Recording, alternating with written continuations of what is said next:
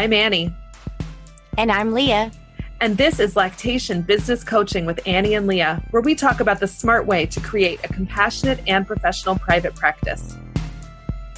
Let's dive in. Well, hey there, Leah. Hey, Annie. How are you? I'm great. I really love this topic today because it's one where I feel like I can't talk about it too much because I'm really bad at it. And so I'm like, every time I talk about it, I'm reminded of ways that I can support myself through self-care and boundaries. It's so true. It's so true. I think all of us should have a reminder, at least monthly, about the importance of this, because I think even especially through this pandemic time and so many things going on in our world, it adds to just normal stress. Now we have like extra stress, and that means we need extra self-care and extra boundaries, which is really hard because like in our brains, we kind of just want to live life like we always have. And it's hard to do that, like we have to recognize we need a lot more supporting ourselves through this time than maybe we're used to doing. Yeah, I know we've both talked about how hard it is for us to maintain our boundaries and remember our self-care practices. I know I've really struggled with that and had to come back around several times. Definitely. Before we talk more about self-care and boundaries, we just want to remind you that if you want to give yourself a little treat and spend some time with some other private practice lactation consultants, our May Deeper Dive with Tiara Caldwell, she's an LPN and also an IBCLC, and that's going to be on May 12th at 3 p.m. Eastern. And we're going to put a link in the show notes that you can register for that, or you can go to learn.anniefrisbee.com and you can click on our Deeper Dive memberships, or you can click on our Deeper Dive area to see all the different ways that you can get connected with us in these monthly Deeper Dives. I kind of feel like spending time with talking about my private practice with other people who get it, like that counts as self-care, right? Definitely, because that's building community. And we know that, we're humans and we're designed for community. And whether that community is around the work that you do or other interests that you have, that feeling of togetherness and supportive people around you, I think it makes such a big difference. I know that it's something that I haven't paid as close attention to over the pandemic because I'm like, oh, I can't go anywhere with anybody. So kind of like let it slide. But I know like even the virtual community building stuff, like our deeper dives and other events that we've had, like I can feel like the energy still. And I get like so, revved up and like just, I don't know, how you like can feel energy from other people when you're in the presence with them. But I think my brain and body are getting used to gathering that energy up in this virtual world as well. And so I feel like these community building things can make such a big difference in your self-care for sure. Definitely. Because one thing that always comes out is like the commiseration of like, oh, I'm not alone. I'm not the only one that struggles with, things like boundaries and self-care. I mean, like for me, I would say the number one thing that I don't do for myself is I just don't stay hydrated. I mean, I keep my water next to me, but I find it really hard with doing the virtuals because I don't really want to drink in front of my clients, like even water, because I know I'm like sensitive to how it's going to sound so I'll like try to mute myself, but then I'm like, but they're also watching me. And sometimes it's like, I don't find it pleasant to watch people eat on Zoom, and I don't want them feeling like, that she looked really gross when she was drinking her water. I don't know. It's like a thing where I'm like, I just would like to do it I would never think about that in person. If I did drink water, I would just drink water. Well, I mean, not like during COVID, but like generally, I don't really think about like it's interesting drinking water in front of other people, but like it's different when it's on camera. And it does seem like that for sure. So I don't do a good job. And then I'll like get so thirsty that I'll be like, okay, I'm just gonna like drink all of this water. And Yeah. then I'll spend like my next consult like with my leg going up and down under my desk. I'm Gotta like, pee I have so to pee bad. so bad. So I have to bad, so pee bad, so so bad. bad. And I'm like, so I'm either like dehydrated or holding my pee all the time. That was the case. I think we've talked about this too, about like when we talked about doing home visits, Yes. and nothing has changed for No, it virtual has visits. not. It's so true. I have all the same issues, I feel like, as I did when I was doing home visits, where I'm like, oh, I don't want to drink a bunch of water because I've got to sit in this chair and not move for the next 2 hours. Or, like I'm just going to try to drink as much as I can right now. And surely I'll have it through my system before I get there. And then I'm like, oh, I don't. I have to go so bad. It's so funny. One hack that I have been doing. So I was like, how can I drink more water and manage the pee situation? This way, it's not adult diapers, so don't worry. The hack is actually I got like this big giant 64-ounce jug. And before I get out of bed in the morning, I literally try to chug as much water as I humanly possibly can. And I know this might not be like real hydration, but it makes me feel better. So I just like chug until my stomach is like, no, you're not drinking any more water. And then I get a whole bunch of peeing out before I have to leave the house, because then I'm going to go drink my coffee and I'm going to like get up and take my shower and all of that. So it's like I have lots of opportunities to pee either before I get in front of my virtual visits or before I leave my house. So I feel like better, as I'm like, at least I'm like front loading the water situation. Is that even a thing? I don't know. I'm probably like dehydrated by the afternoon, but I'm like, at least I feel like I started the day slightly more hydrated, because I am like the worst at drinking water for sure. Well, listen, we know that with milk supply, what the milk that you're getting, that babies are getting first thing in the morning is like super abundant and it's really hydrating. And so Yes, babies are drinking a lot first thing yeah. in the morning. So I feel like this is I'm a a baby. biologically appropriate habit. There you go. See? So I'm doing it just like the babies are doing it. Thank you for pointing that out. And I think it makes a lot of sense, because you're going long time overnight and you're not drinking anything and you probably wake up kind of dehydrated. So I will say I have noticed a substantial increase in my energy level, and like the water that I drink later on in the day, I feel like it doesn't make me pee as much. Like, is that possible? There's probably some scientific like evidence behind that. Like, I get all my pee out in the morning, and then I don't know, I can drink more water and hold it longer. Maybe my bladder got like really stretched out, and then it's like, I can hang on for you for another hour or two. I don't know the theory behind it, but it's working for me right now. Have you figured out any self-care hacks that are helping you out right now? A big one for me is making sure that I get time to move my body. So I'm like a Mm. real homebody. And even though I've like literally been in my house for like, at this point, we're recording this in early March, Oh, like a year. and I've been in this house for a year. Like I've here. barely left. But I'm Oh my still like, gosh. sometimes I'm like, I know I need to like go drop something off at the UPS store, but it's really gonna like cut into my time to putter around my house. So I'm kind of like, I'm fine with not going anywhere, but it also means like my physical activity has really gone down during pandemic. I'm not, just with being at home and doing all virtuals, I'm really in this chair. I used to walk all the time. I used to do a ton of just being outside just because I had to. So I know that like my mood and my energy and my sleep and everything is improved when I'm exercising. I also really enjoy exercising. It's something that I'm definitely not somebody who's like, I hate it, but I'll do it anyway. I'm not going to do it if I hate it. There are certain Mm. kinds of exercise that I hate and I will not do them. But there's exercise that I love, and often what gets in my way is I just don't have it scheduled. Like the day Mm. just slips away because I'm puttering around my house and I'm like, oh, I didn't exercise today. And so I've been doing this for years now. There's here's a little promo. Daily Burn. I'm obsessed with Daily Burn. I've been doing it for years. I actually appeared on an episode once with my friend Elise, and now she's a regular. So like it's like Ooh.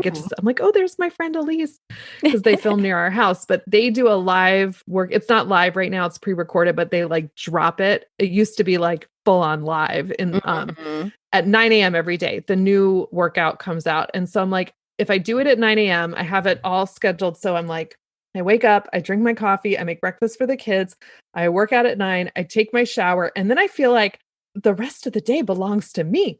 And I feel Yeah. great because I exercise and I get to like walk around like the rest of the day. I'm like, oh, like my legs are sore from my workout. And then that reminds me that I did something nice for myself that I Yeah. enjoyed. And so for me, like, I really have to schedule things and I really have to like, just like we were talking about in the last episode about everything has to be in the right place and it's okay if it's messy, but it still has to like be where it belongs for me Mhm. to feel good. The same thing is with like my time. I have to make sure that I have a flow and that I'm kind of Mhm. doing things the same way every day or it doesn't get done. What about you? Yeah. What are some things you do? So it's interesting because I think, personality comes into this, and I am like definitely more fluid in things, which can be like good and bad things. So when I look at like movement or the different self care practices, other than my water habit, I give myself like a weekly goal. So I'm like, okay, I know that I'm going to walk at least 4 times a week. So I try to have 4 days that I go on a 3 mile walk. And my husband and I do that together sometimes if the timing lines up, or sometimes I'll just go on my own. But it's very fluid for me because I every day is a little bit different, I guess. And so I like that because it gives me space. Like if I wake up and I'm just like, you know what would really serve me right now is actually having some time with one of my kiddos, some one-on-one time.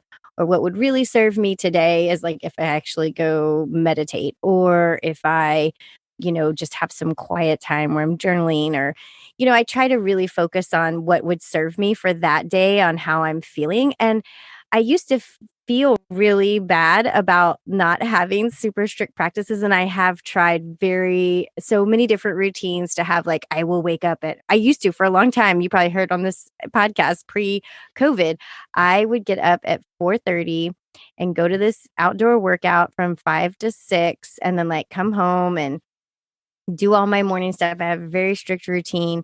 And although that did work, it wasn't a bad thing at all. I found that there were some times where I was like, that wasn't what my body needed. And I was really pushing myself through it. And I would realize, like, oh, I didn't really actually felt really drained and yuck all day after that. So I've been exploring, we're always on a journey.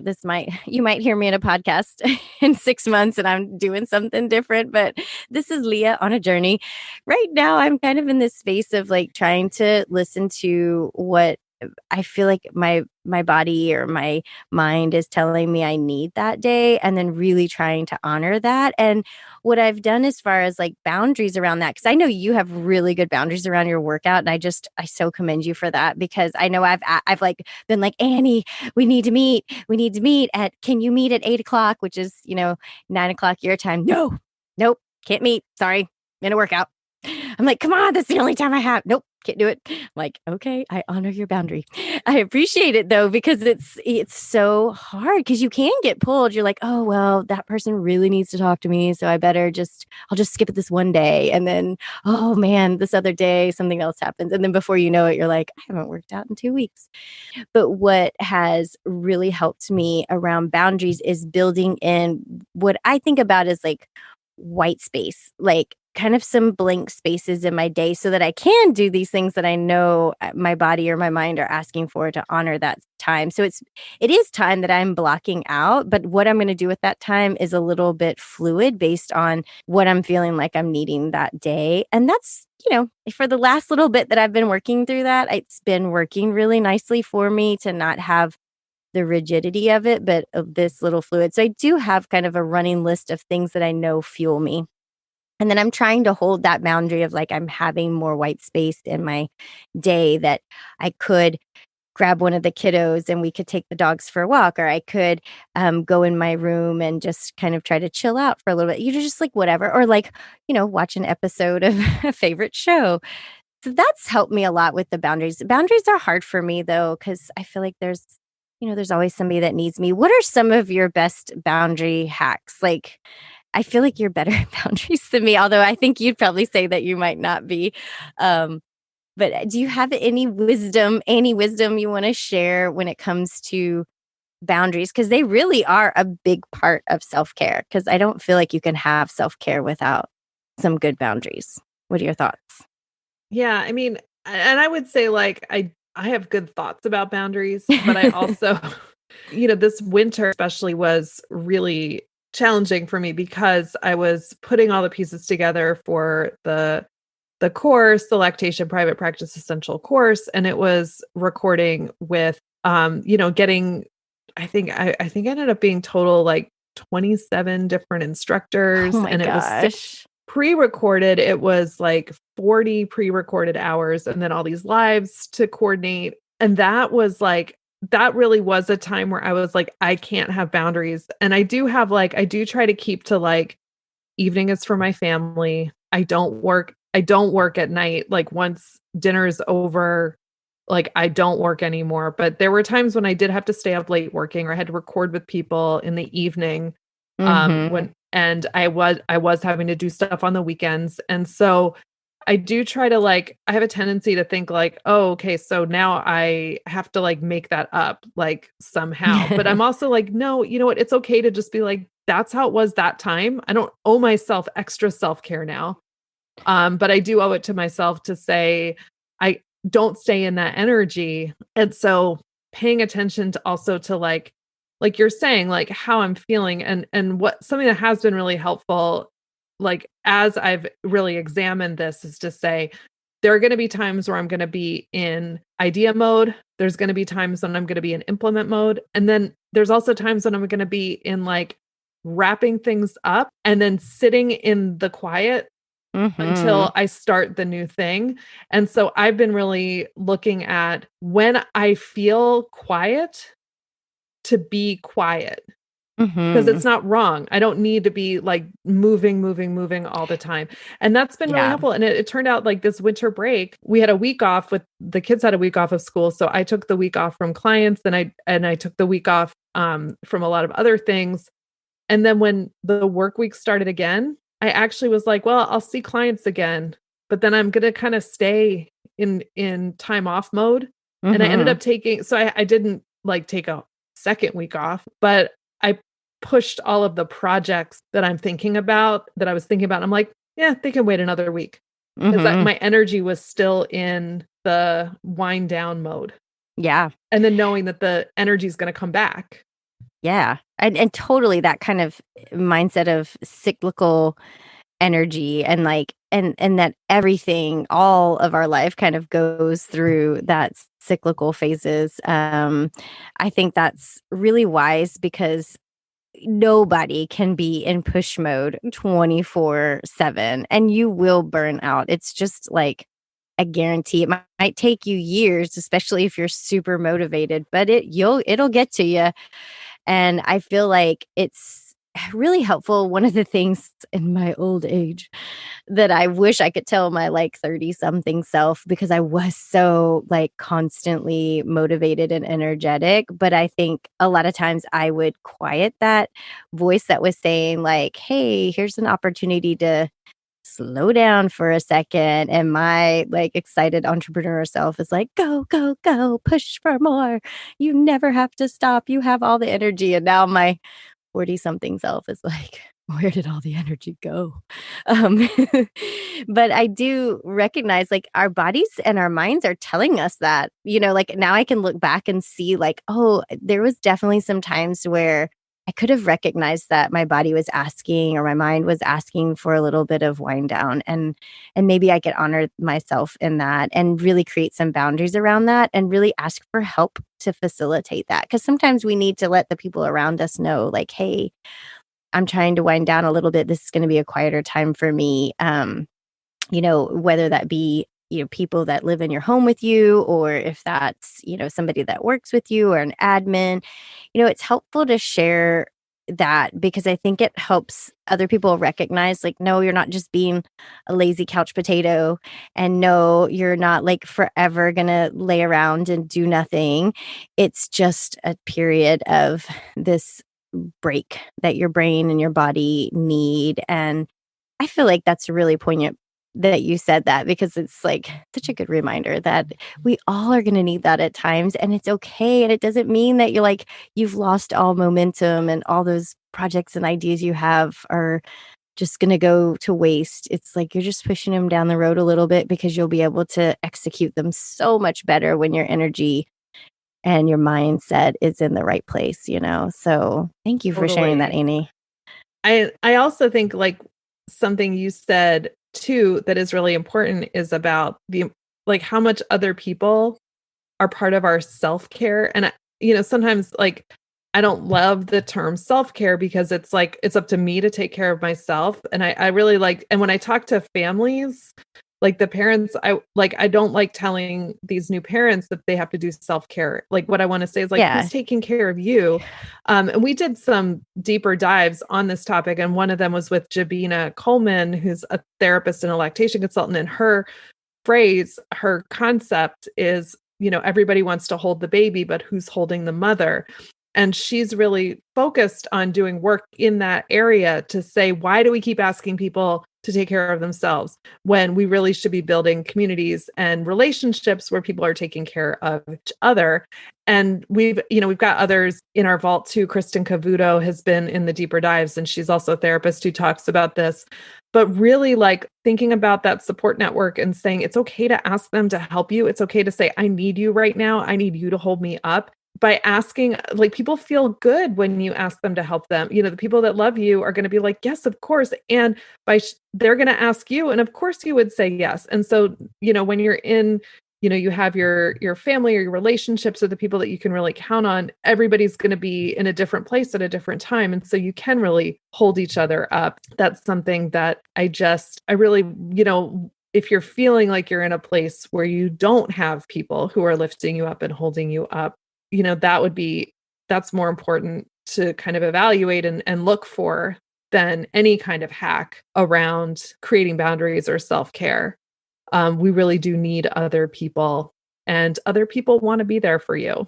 Absolutely. Yeah, I totally agree with that. And it's such an important reminder, because I think you hit it right directly, is that self-care sounds like you have to facilitate all this on your own. And if you're not, you're probably not doing self-care good enough, which is the anti-self-care statement to say. So that community building and, making that a priority in your life. And especially, I think we need those reminders now in pandemic time when we're not getting in person with people as much. It's like, don't forget to keep your support network and your community alive and thriving, and put time aside for that, because they are the people that help carry us through and are so important. And I'm so excited that I have Annie as part of my support network. I know. We've had many tear your hair out text exchanges and Marco Polo Yes, exchanges with each other, totally. because like Totally. it just feels good to be able to sometimes, like we'll text and we'll say, I just need to like tell you what happened to me today, Yes. because I know you'll get it. And and like, even just like saying it, like, and now I feel better because I Yeah, told somebody who it's gets it. I therapeutic. didn't even need anything from her. I just Yeah. needed her to be there. And it really does. It just like, it really helps. And so like, if you can be that for somebody else and find people who can be that for you, it's not selfish to want help from other people at all. In fact, it's one of the best things you can do, and to model that for the families that are working with you. So we hope you'll come to our deeper dive with Tiara on the 12th, or check out our past deeper dives. And we've got other episodes that are on similar topics to this. This is something that really means a lot to me and Leah, because we've just seen how quickly we in private practice can just fall down into Yeah. burnout, and it It's doesn't have so to be true. that way. Yeah, I think it's definitely a passion of both of our, and because we're learning too. I feel like this is something that I'm always trying to educate myself on and learn more. So it's fun to get to come here and talk it through with you. So this has been such a great topic. And now I really feel like, oh, I'm going to do better this week. I want to do even better on self-care and really honor what I'm needing right now. So I hope that you will honor what you're needing right now too. And I just lift you up and support you. And Annie and I will look forward to seeing you again at our next podcast. Definitely. I'm going to drink a bunch of water as soon as Go we do get it off of this right I'm now. so thirsty. All right. Until next time. Bye. Bye. Thanks for listening. To learn more about our monthly deeper dives and how to support our podcast for as little as $1 a month, visit lactationbusinesscoaching.com. Don't forget to leave us a rating and hit that subscribe button so you never miss an episode.